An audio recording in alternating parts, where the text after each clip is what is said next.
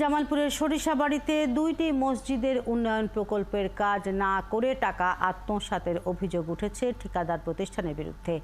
উপজেলার ভাটারা ইউনিয়নের ফুলদহ পূর্বপাড়া জামে মসজিদ ও মাস্টারবাড়ি জামে মসজিদে এই ঘটনা ঘটেছে।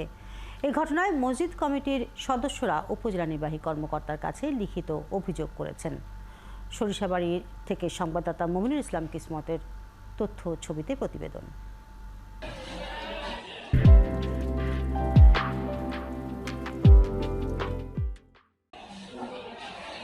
2023 সালে সার্বজনীন সামাজিক অবকাঠামোর উন্নয়ন 2 প্রকল্পের আওতায় জামালপুরের সরিষাবাড়িতে 7টি প্রকল্পের বিপরীতে 21 লাখ টাকা বরাদ্দ দেয় সরকার। এর মধ্যে 3 লাখ টাকা ভাটারা ইউনিয়নের ফুলদহ পূর্বপাড়া জামে মসজিদের উন্নয়ন কাজ পায় ঠিকাদারি প্রতিষ্ঠান মেসার্স তনু এন্টারপ্রাইজ।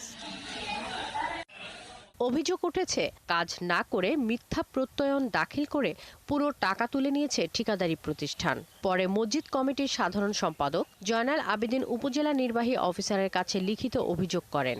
আজ অবধি এখানে কোনো কাজকাম হয় নাই, কোনো কন্ট্রাক্টরও আসে নাই। আমরা খোঁজখবর নিয়ে দেখি যে কাজ না করে তারা এই টাকা কাগজপাতি জাল করে টাকাটা আত্মসাৎ, যারা এটা আত্মসাৎ করছে তারপরে আমরা সুস্থ বিচার চাই। এইভাবে টাকা তুলে নেওয়া হলেও মাস্টারবাড়ির জামে মসজিদের উন্নয়ন কাজ হয়নি। পরে নিজেদের উদ্যোগে বানানো হয় বাথরুম ও অজুখানা।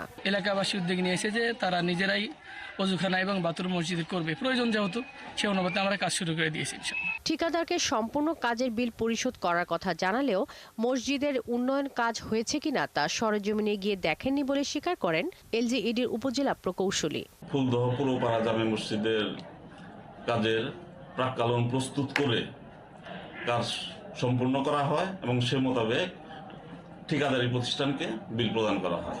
এ নিয়ে কোনো কথা বলতে রাজি হননি ঠিকাদারি প্রতিষ্ঠানের মালিকেরা।